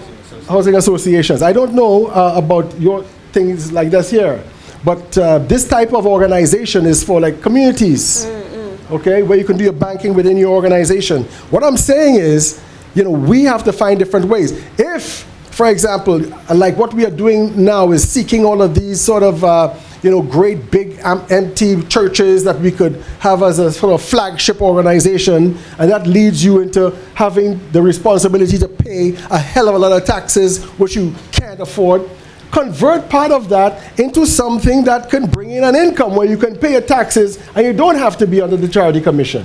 You know what I mean? Or if you can't do that, how about, it's better to, I say, maybe rent 2 houses and use them for your place for Jum'ah prayer, another one for your community services. You know what I'm saying? This is what do you call it? That type of warfare. Okay? Subhanallah, I was having this exact discussion with someone, and they were like, what are we going to do if our centers close down? We've got, I'll come to you, sister. What are we going to do if our centers close down? We have to preserve them. It's okay that we're a little bit cautious. And, as Shaykh was saying, the centers become our homes. We take the majalis to the streets, to the parks. We reclaim, the spaces that were always ours. We don't take Imam Hussain and put him in a box in a room with 4 walls. This liberates us. So let's say we do lose these grand centers. Khair, let them burn down if it means that we have to compromise our Hussaini, revolutionary, Muhammadi spirit. Let them go. And inshallah, the arguments that Shaykh Dr. Imranali Panjwani, did I get that right? Will make available for us through Abouchakra for Justice will help us all make these arguments. We do have time for a few more questions. Sister, would you like to share? Yeah, I have 2 parts to my question. So on the first thing that was said about the Charity Commission, you have the issue that a lot of religious institutions, the way they've... A little bit louder, sweetheart. Yeah, so there's 2 parts to my question. On the first one, to do with religious institutions and why they're afraid to speak out, some of it is just poor governance in terms of the way they've written their thing is advancement of religion as their charitable object. The Charity Commission does not see speaking about human rights and the holistic version of Islam. They see a colonial Islam that's just about ritual, so you have issues there. But I agree with what the sister said, and I think it's very important for us to push this now because they've prescribed the resistance. Now they want to move to prescribe the resistance in Iran. And what will continually happen is that they will colonize our deen to the point of, what's the point of having these institutions if our children are taught that they can't speak about resistance, they can't speak about the ummah that is suffering. So I feel like as a general thing, we need to push them to say, what type of Islam are they preserving? It's not the Islam that we should pass on to our generation, because you have things like this, that students, young people, they don't see political activism as something that's central to their deen. They just go to university, they want to work in the bank, and they say, khalas, they're going to forget about their ummah. And some of them will even encourage others to work at complicit companies, which some people will be aware of, and they think it's okay to do such a thing. So I think we have to move forward and to remind them that is the Islam that you want to teach your children, the Islam that has been sanctioned by the UK government, the Islam that has been sanctioned by the Charity Commission. No, we can't have something like this at all. So I think we really need to push hard on this, because if not, these leaders are literally leading us into humiliation and to our deen becoming nothing. Absolutely nothing. And then on my second point, you spoke about the spirit of Imam Hussain alayhi salam. But I also think we have to think about that Yazid and the people of Kufa, they still use the name as Muslim. And we have to think about our community today, that how have we, even myself, resembled the people of Kufa, that maybe we write letters, we talk about it, we like to cry so much, don't tell we prayers, all of these things to do with Palestine, Sudan, and all of these places that are suffering. But when it comes to actually doing the work, standing up for the Filton, supporting the direct actionist, it's like we're nowhere to be seen. Some of you guys might have seen what happened at Edgware Road, that what even happened, that sisters were being beat up by Zionists. Where were the scholars, where were our leaders saying, oh, you should come down, you should support, you should protect? They weren't anywhere to be seen. So if you guys can briefly talk about this issue of the people of Kufa and the fact that even though some of us will use the name Muslim, how we're not carrying the true banner of Islam forward. So, yeah. Ahsanti. Absolutely. The state wants to humiliate us. They want to hollow out our Islam. They want us to contain this, to Islam, for it to be a personal relationship only between Allah and yourself. But Islam is a social religion. It is a relationship between yourself, Allah, and all of society. And if they try to humiliate us, we know exactly what our response is. Hayhat min hadhillah, never to humiliation. We need, absolutely, sister, thank you for your comment. I guess, yes, it is a comment. We need to take Islam outside of our mosques, and we need to make sure that these mosques are abiding by the principles that they spout. So actually, I don't know if you know this, Sukaina, but when Fatema Zainab came over, when I had the pleasure of hosting her that one time, I asked her this question: what do we do with these centers? And she said, we hold alternative majalis outside the doors of these centers, so that even if it's 3 people sitting together with a placard talking, at least the people inside have an alternative. They are made aware of the fact that there is an alternative, but they can access it. It's easy for them. They're already there. So maybe, inshallah, we can all in our own way provide that alternative to these centers, whether it is by holding them in our own home or outside of the mosques. The weather is quite fair nowadays. I'm sure we can all manage to bring a chair or 2 and maybe a book or so, and do something for... But just very quickly, I think Brother Imranali made an important point, and that is this idea of like the kind of illiteracy that exists in terms of knowing what to do. So it's literally the case that, for a lot of these like members who work in the centers or in trustee positions or even resident alims, etc., they don't know what to do. They're not politically clued up. So there's an element of they don't want to be. A big portion of that does actually come out of fear. So it might be not knowing your rights, not knowing what is acceptable, not knowing what is allowed, the limits of that, but also giving them the literal program. So if it's spoken in the name of human rights, international law, etc., and you're able to put the case forward that actually none of this is breaking the law. Worst comes to worst, what will happen is there will be an element of intimidation, for example, but that's as far as newspapers writing things, like it cannot escalate beyond that point, for example. We need to be, I think, more proactive. There's an element of us feeling like we want to protest outside of these spaces without trying hard enough to present the hujjah or present the case, if that makes sense. Do you really think so? Because I know for a fact many of our centres have been approached and they have been spoken through with the legal, they've been given these arguments, they've been sat down with, let us help you, and they refuse. So but the onus is always on them to figure out the speaker to bring, the program to host, the title, etc. And they're just not clued up. So I do think from our side, let's be obvious, there's not a lot of people in the community who actually are putting any kind of agenda forward and approaching. That's even a minority, let alone those who are organized in their kind of strategy. So rather than knocking on their door saying you need to be political, explain to them how they can be political within acceptable terms and conditions. I think that's important. I can't deny that it's not important.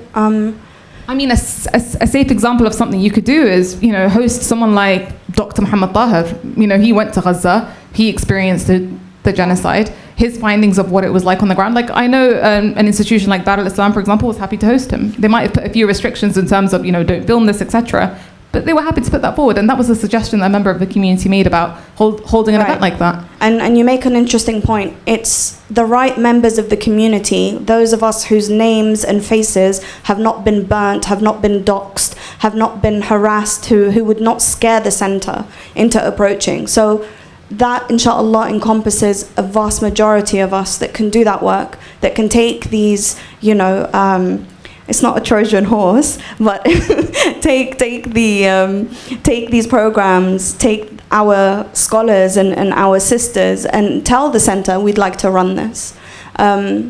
Maybe I'm talking about a group of people who are clear activists and sadly have been doxed by the Zionist lobby, so much so that the centres would be afraid to associate with them. So inshallah, those of us who don't have that scar, or rather that badge of honor on us, can do that work. I know that everyone here would be happy to participate in such an event. So please do reach out. There is one more question at the back. Brothers, is there any questions from you? I feel like I've neglected you.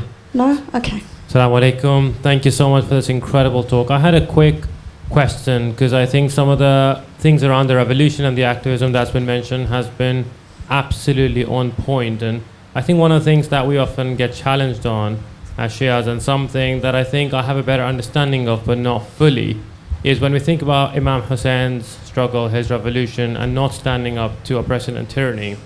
It's quite clear.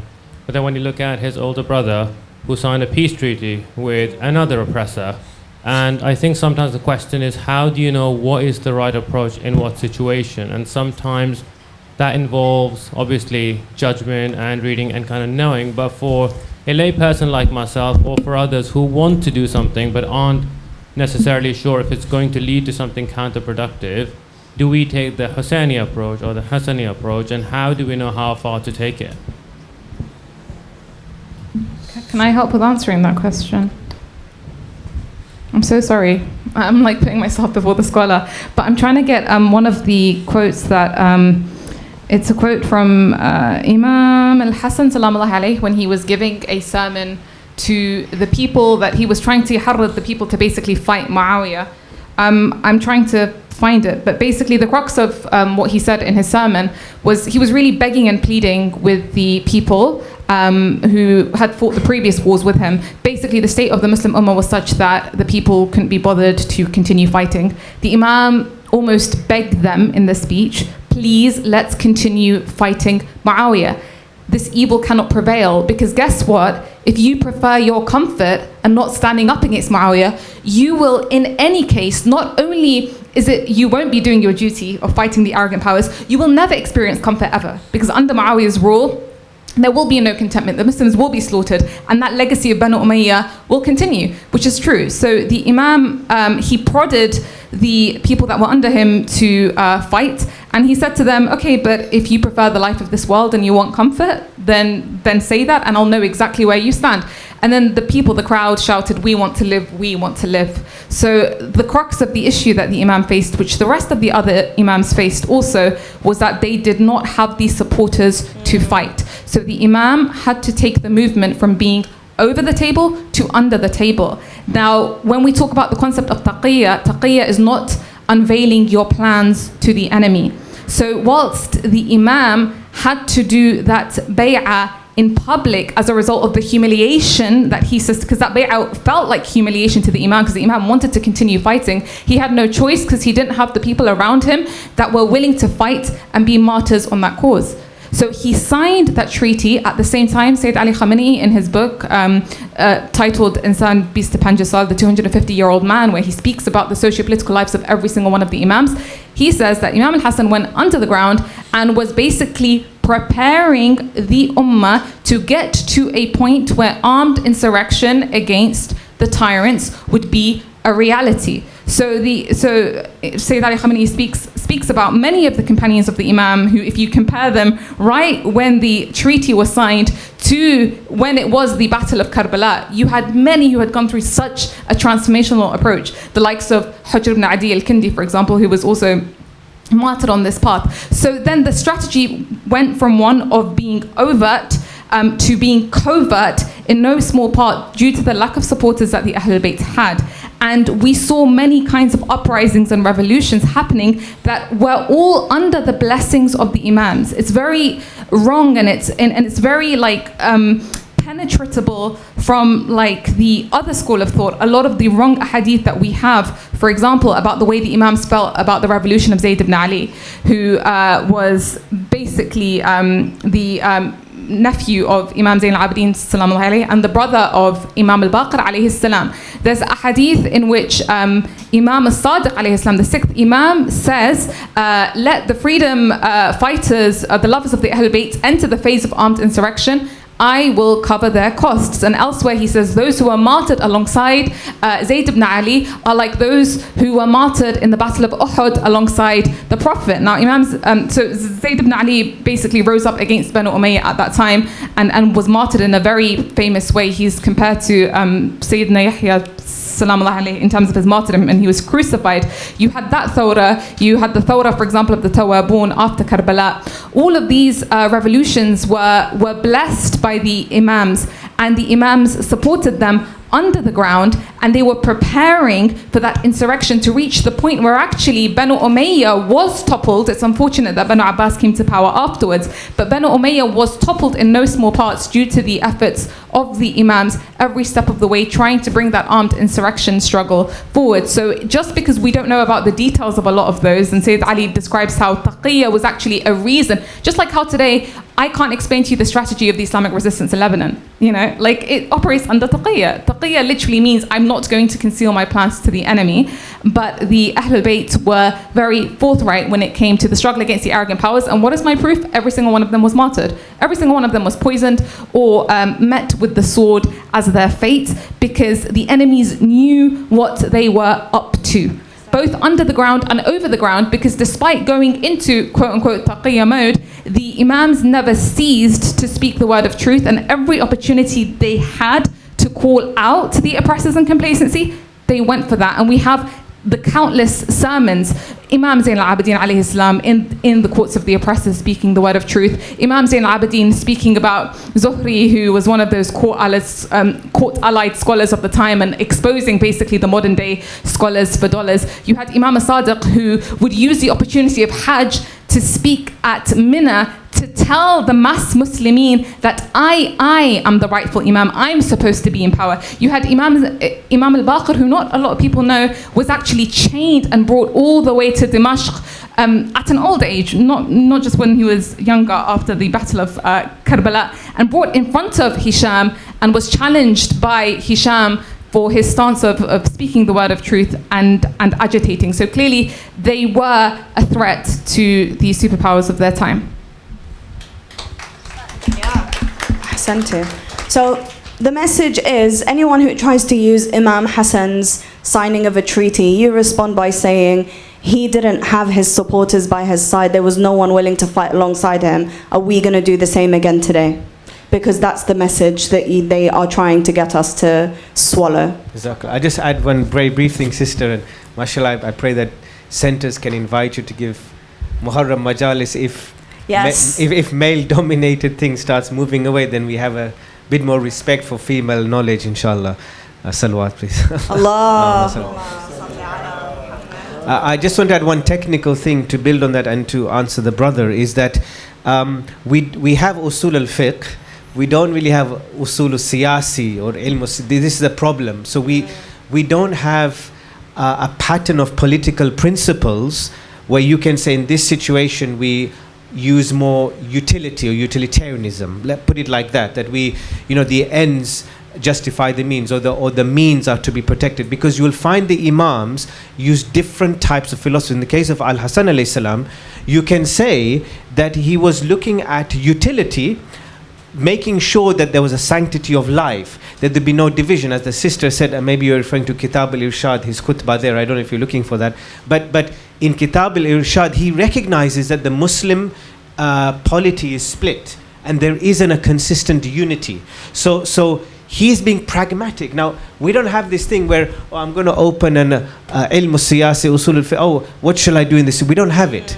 If you open usul al-fiqh book, you will say, okay, for example, if you have, for example, a glass which has ribena and the other one wine, and the colors look the same, but you don't know which one, what do you do? Ihtiyat. You don't drink both of them because you're not sure, right? You don't have something like that for politics, okay? We're very poor in that. Or everybody calls Ibn Khaldun, mashallah, but we don't have this contemporary scholarship. So just to end on this point is, the point is you can justify different methods as long as you are safeguarding Quranic principles. As long as Amr al-Ma'ruf is not forgotten, even if you sign a pact, no problem. Nobody's saying that you have to do armed resistance all the time. You can do a pact as long as, wait, I'm protecting life here, I'm still going to protect and enjoin justice, because our beloved Prophet did the same thing. In the Treaty of Hudaybiyah, you can say, why isn't he doing armed resistance? No, he's clever in ensuring that eventually they can do Hajj, eventually there is a cessation of hostilities. So the answer is, it is our judgment call, but we have to develop a system of Quranic principles to guide us, which I humbly feel we have not done yet. Thank you. I think the only way that I think the only way that could be done, and I think you're absolutely correct, is by our community engaging in discourse and discussion, think tanks and things like that. For example, that thing that you read out about the legal aspect, okay? This could be presented among us, a group of scholars in our community who are, who want to push the envelope. You know what I mean? Who are not happy with this passive state that they are in. Unfortunately, they're quite happy. They're fat cats. You know what I mean? Maulana Shaykh, it's really good. For the whole day they go through that kind of stuff. The only thing they want to do is open up another branch in the house to talk about fiqh and usul again in some English style or something like that. That's about the most they can do. Okay? And I really agree with what Sister Sukaina's daughter was saying, but I think it'll go a little further. Not just camp out in their parking lots and have discussion groups. It might be kind of hot on the asphalt in the summer for that.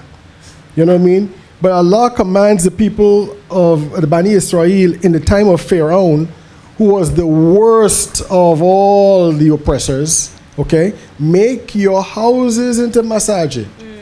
Make your homes into masajid. One thing I noticed, I tried to do this with the revert community. I was not successful. Because nobody likes to invite them to their house, especially the poor people, because I guess the house is so tiny. You see what I mean? But that brings the barakah in your house. You know what I'm saying? Most of the development of these big centers and stuff like that started in people's houses. You know what I mean? Dua Kumail, Salatul Jum'ah, the numbers increased. Then they rented a school on a weekend. You know what I'm saying? Then the numbers increased. Then they could be able to fund buying a piece of land or what have you. We got to be doing the same thing. Ahsant. Well said. You see what I mean, right? We have to create our own liberation zones. Okay? In our homes, in our schools, in the ABSOC, or wherever we are. A constant, thriving liberation zone where we think, where we explore the revolutionary traditions, not only in Islam, okay, but among the suffragettes, among the African American civil rights, among all of these people. The majalis used to be that place, right? But they've been hollowed out. So maybe...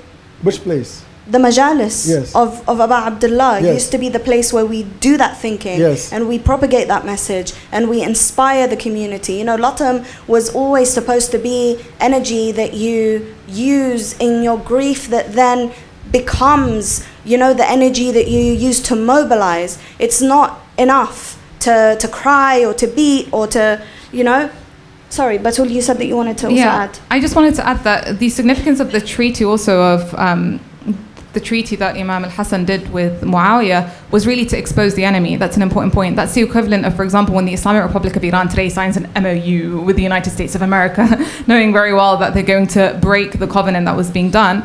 But they do it anyways as Itmam al-Hujjah to kind of prove the point. But you can think of this as a nice kind of analogy. Muawiyah is like America, Yazid is like Israel. You'll never do any kind of agreement or normalization or recognition of someone like Yazid, who is such an open, plain and ratchet, like fahish, someone who's such a corrupt agitator that everyone can see who he is for what he is, whereas Muawiyah was very deceptive. So the Imam resorted to a strategy where in public he would expose. The treaty with Muawiyah was part of the jihad of Tabyin. It was part of the tabyin of exposing who Muawiyah was, and every single one of those points, just think of the MOU of the Islamic Republic of Iran, favored Imam al-Hassan and his camp. So Imam al-Hassan did the treaty from a place of having the upper hand, not from a place of wal-'iyadhu billah, a kind of dhalil who had the lower hand, who was afraid of Muawiyah. And I just really want to end this point on quoting, and this will take me just 1 minute, Imam al-Hassan in his sermons.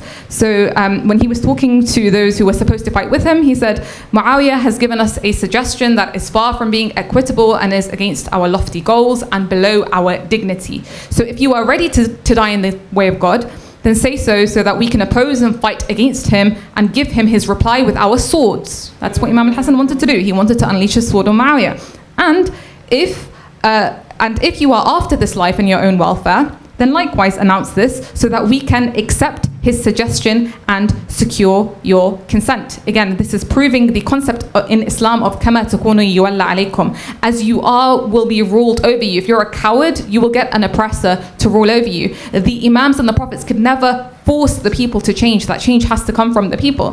When the words of Imam al-Hassan reached this point, people from all sides began to shout, we want to live, we want life, we want to remain alive. And so he had a very demoralized army. Elsewhere, and to kind of rebuke the reaction of his lack of supporters, he said, I swear by God that if I am forced unwillingly to give over the government of the Muslims to Muawiyah, then have certainty that under the flag of Banu Umayyah, you will never see happiness and joy. You will become subject to a variety of torments and tortures. Right now, it is as if I see that tomorrow your children are standing in front of their children's doors and are asking them for bread and water. A bread and water which is their right and which God has apportioned for them, yet the Banu Umayyah has taken it and deprived them of their own rights. This is exactly the situation that the world finds itself in today. As a result of fearing to not stand up, they're in an even worse position. A, they regret not standing up, and it's that feeling of hasra of I wish I stood up. B, the muhaymana, the hegemony of the arrogant powers continues anyways, and they will slaughter everything that's in front of them to achieve their goals. Just look at the Israeli occupation entity and how it has zero mercy for absolutely anyone, not even themselves. Ahsante. Brothers and sisters, thank you so much for your time today. Thank you for your patience with us. We are a little bit over our time limit. I did want to ask one favor of you. I would love to take a quick reel of everyone. This is my idea.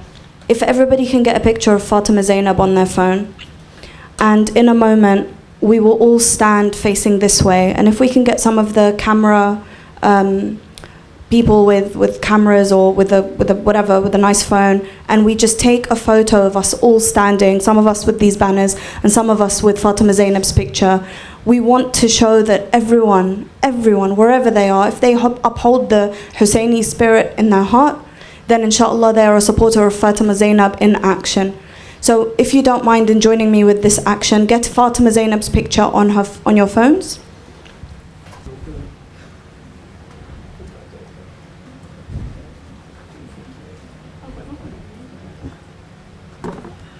Ahsanta. We are all Fatema Zainab. We are all Fatema Zainab. We are all Fatema Zainab. We are all Fatema Zainab. Beautiful, thank you so much.